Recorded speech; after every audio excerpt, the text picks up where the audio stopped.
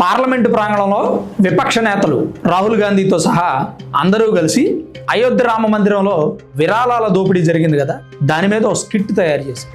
బహుశా తెలుగు ప్రజలకు ఈ విషయం బాగా తెలుసు. జబర్దస్త్ స్కిట్ లాంటి హిందూ ఆలయంలో దోపిడీలు జరిగితే అవి హిందువులే బయట పెడుతున్నారు. సీసీటీవీ ఫుటేజ్ ద్వారా వస్తుంది, తగిన కేసులు పెడుతున్నారు. కానీ మిగతా మతాలకు సంబంధించినటువంటి ఏదైనా దోపిడీ జరిగితే బయట ప్రపంచానికి తెలియదు. 2020లో కేరళలోని బిలీవర్స్ ఈస్టర్న్ చర్చిలో సుమారు 7,000 కోట్ల రూపాయలు ఫారిన్ ఫండ్ కాజేశారు. దాని నిమిత్తం కేసులు అయ్యాయి, ఎంక్వైరీ చేస్తున్నారు. కానీ ఈ వార్త బయట ప్రపంచానికి తెలియదు. కర్ణాటక వక్ఫ్ బోర్డు స్కామ్ గురించి మీ అందరికీ తెలుసో లేదో, సుమారు 27,000 ఎకరాల భూమిని అక్రమంగా కాజేశారు. 2 లక్షల కోట్ల రూపాయలంట దాని వాల్యూ ఇంచుమించుగా. హిందూ మతంలో జరిగింది, ఇస్లాంలో జరిగింది, క్రైస్తవంలో జరిగింది, సిక్కులో జరిగింది, బౌద్ధ మతంలో జరిగింది, జైన మతంలో జరిగింది. ప్రతి మతంలోనూ దుర్మార్గులు ఉంటారు, దోపిడీదారులు ఉంటారు, దొంగలు ఉంటారు. అన్ని మతాల్లో అందరూ మంచి వాళ్లే ఉండరు. ప్రతి చోట నిత్యం ఏదో ఒక తప్పు జరుగుతూనే ఉంటుంది. పాస్టర్స్లో చెడ్డవాళ్ళు ఉండొచ్చు, మంచి వాళ్ళు ఉండొచ్చు. బాబాల్లో చెడ్డవాళ్ళు ఉండొచ్చు, మంచి వాళ్ళు ఉండొచ్చు. మౌలానాల్లో మంచి వాళ్ళు ఉండొచ్చు, చెడ్డవాళ్ళు ఉండొచ్చు. ఇక్కడ మత ప్రాతిపదికన ఆ విషయాన్ని మనం చూడకూడదు. మనుషులను బట్టే అంచనా వేసుకోవాలి. విరాళాలు దోచేసిన వాళ్ళు దొంగలు. ఆ విషయాన్ని మతానికి చుట్టకూడదు. ఇక్కడ రాహుల్ గాంధీ పార్లమెంట్ ఆవరణలో చేస్తుంది మతం మీద బురద జల్లే ప్రయత్నం. నేను హిందూ మతంలో జరగలేదని చెప్పను, జరిగింది.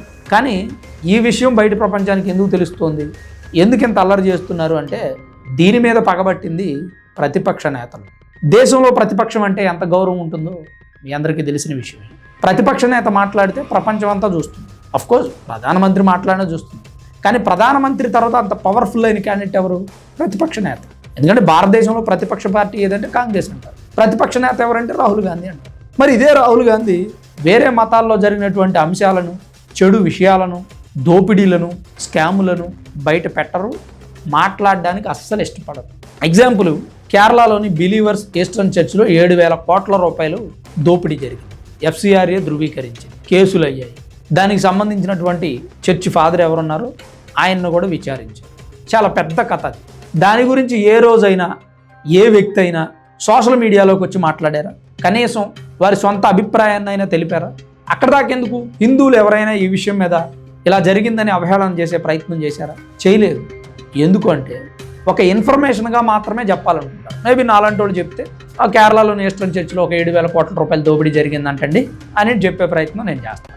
లేదు, కర్ణాటకలో ఎక్కడో వక్ఫ్ బోర్డు ఆస్తులు 27,000 ఎకరాలు తినేశారంటండి అక్రమంగా. అబ్బో, సుమారు 2 లక్షల కోట్ల రూపాయల ఆస్తి అంటది. మరి వక్ఫ్ బోర్డులో ఉన్నటువంటి ఆస్తులన్నీ పేద ముస్లిమ్స్కి కూడా దక్కాలి. పాపం ఒకరోజు తినడానికి కూడా లేనటువంటి ముస్లిమ్స్ చాలామంది ఉన్నారు, వాళ్ళకి కూడా వక్ఫ్ బోర్డు ఆస్తులు దక్కాలండి అని చెప్పి ఏదో ఒక మాట మాట్లాడే ప్రయత్నం చేస్తాం. ఇలా ర్యాగింగ్ చేస్తాం, ఇలా అవమానిస్తాం. అయోధ్య రామాలయంలో జరిగిన విరాళాల దోపిడీ 3 నుంచి 4 కోట్లే సీసీటీవీలో రికార్డ్ అయింది. ఆ తీసుకున్న వ్యక్తులు, దోచుకున్న వ్యక్తులను పోలీసులు దొరకబట్టారు, కేసులు పెట్టారు. దాని మీద విచారణ నడుస్తోంది. ఎన్ని వేలు దోచేశారు, ఎన్ని లక్షలు, ఎన్ని కోట్లు దోచేశారని కూపిలాగుతూ ఉన్నారు. దాని వెనకున్న వ్యక్తులు ఎవరో కూడా లాగుతూ ఉన్నారు. అందులో విరాళాలు దోచిన ఒక వ్యక్తి అఖిలేష్ యాదవ్తో ఫోన్ మాట్లాడాడు. మరి అతనితో ఇతను ఫోన్ మాట్లాడటం ఏంటి, దీని వెనకున్న చర్చ ఏంటి, ఇది కూడా లాగుతారు. హిందూ మతంలో జరిగినటువంటి చిన్న మైనస్ ఏదైనా ఉంటే, పెద్ద సమస్య ఏదైనా ఉంటే దాన్ని వెంటనే బయట పెట్టేస్తారు. చిన్నదామనే పెద్దామనే వెంటనే రోడ్డు గీడి చేసి, హడావుడి చేసి, పబ్లిష్ చేసేసి, అబ్బో హిందూ మతంలో అదైపోయింది, ఇదైపోయింది, అసలు హిందూ మతం ఇక అమ్మో వాళ్ళు మనుషులు కాదు, దోచేస్తారు, దోచుకుంటారు, నాశనం చేస్తారు అని చెప్పి నానా అల్లకల్లోలం చేసేస్తారు విపక్షాల వాళ్ళు. ఇదే విపక్షాల వాళ్ళు ఈరోజు కేరళలో ఈస్టర్న్ చర్చిలో జరిగినటువంటి 7,000 కోట్ల రూపాయల స్కామ్ గురించి మాట్లాడగలరా? కర్ణాటకలో జరిగిన వక్ఫ్ బోర్డు ఆస్తుల స్కామ్ గురించి మాట్లాడగలరా?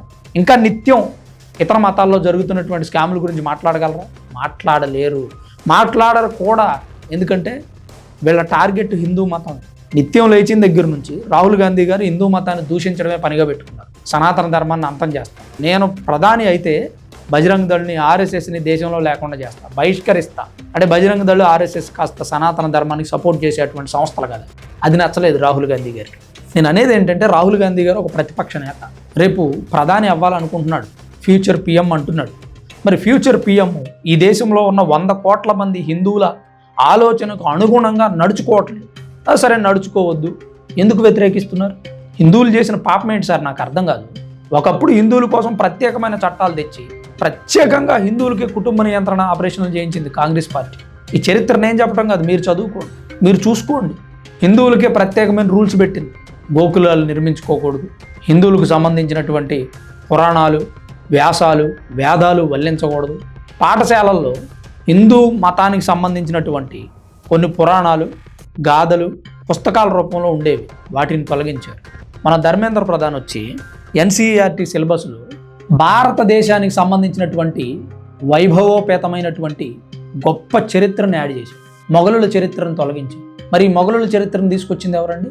భారతదేశానికి స్వతంత్రం వచ్చిన తర్వాత జవహర్లాల్ నెహ్రూ గారు ప్రధాని అయిన తర్వాత అప్పుడు ఆయన క్యాబినెట్లో పనిచేసినటువంటి వ్యక్తులు మన పుస్తకాల్లోకి, భారతదేశ చరిత్రలోకి, భారతదేశ చరిత్రతో సంబంధం లేనటువంటి ఇస్లాం దురాక్రమణదారుల చరిత్రని యాడ్ చేశారు. అక్బర్, బాబర్, బీర్బల్, గజనీ మహమ్మద్, గోరీ మహమ్మద్ వీళ్ళంతా గొప్పవాళ్ళు అని చెప్పడం అంటే మన చరిత్రని మనం చదువుకోకుండా చేశారు. దాన్ని మార్చిన ధర్మేంద్ర ప్రధాన్ రాజీనామా చేసే వరకు ఒక వర్గం నిద్రపోల చేపించారు. విద్యార్థులను ఎగదోసి అనుకుంటూ చేపించారు. ఇప్పుడు రాహుల్ గాంధీ గారు పార్లమెంట్ ఆవరణలో ఈ విన్యాసాలు చేస్తారు.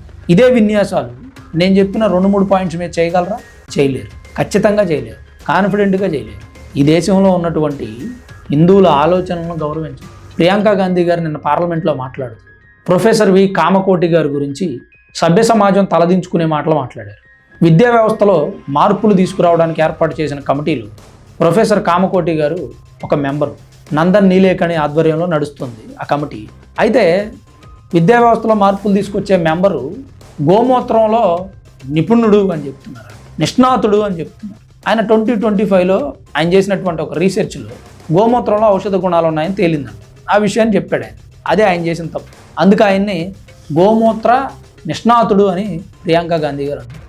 గొప్ప ప్రొఫెసర్ అండి ఆయన. ఐఐటి మద్రాసులో చదివి అదే ఐఐటి కాలేజీలో ప్రొఫెసర్గా వెళ్ళి అదే ఐఐటి కాలేజీ డైరెక్టర్ అయ్యారు. గొప్ప వ్యక్తి ఆయన. అలాంటి వ్యక్తిని పార్లమెంట్ సాక్షిగా ద్వేషించడం, దూషించడం ఏమైనా మంచి పనేనా? అంటే వీళ్ళు సనాతన ధర్మానికి ఏవైనా కొద్దిగా సంబంధాలు ఉన్నటువంటి అంశాన్ని కనుక మాట్లాడితే అసలు ఈ శివాలు ఎత్తిపోతారు. ప్రతిపక్ష పార్టీ నేతలు మొత్తం అంతే. మా సనాతన ధర్మం ఏం చేసింది? మిమ్మల్ని ఏమి ఇబ్బంది పెట్టింది? రాహుల్ గాంధీ గారిని, కాంగ్రెస్ పార్టీ నేతల్ని సనాతన ధర్మం ఏం చేసిందండి? ఇండియా కూటమి పార్టీ వాళ్ళు మొత్తం అంతే. సనాతన ధర్మం అంటే అసలు గగ్గోలు పెట్టేది. సనాతన ధర్మాన్ని నిత్యం ఎలా ట్రోల్ చేయాలా అని ఆలోచిస్తూ ఉంటారు. గతంలో ఎన్నో సందర్భాల్లో మనం చూసాం. మమతా బెనర్జీకి సంబంధించినటువంటి పార్టీ నేతలు సనాతన ధర్మం మీద విరుచుకుపడేవి. మహువా మైత్రి, ఇంకొంతమంది నేతలు దారుణంగా శివలింగానికి కాండోమ్ తోడి పోస్టులు పెట్టడం. అబ్బో నానా చికాకులండి. ఆమె ఎవరో ఒక ఆమె మమతా బెనర్జీతో పాటు ఉండేటువంటి మొన్న మధ్య మమతా బెనర్జీని విభేదించింది. ఆమె పేరు నాకు తొందరగా మైండ్లో రావట్లేదు, మీకు తెలిస్తే కామెంట్ చేయండి.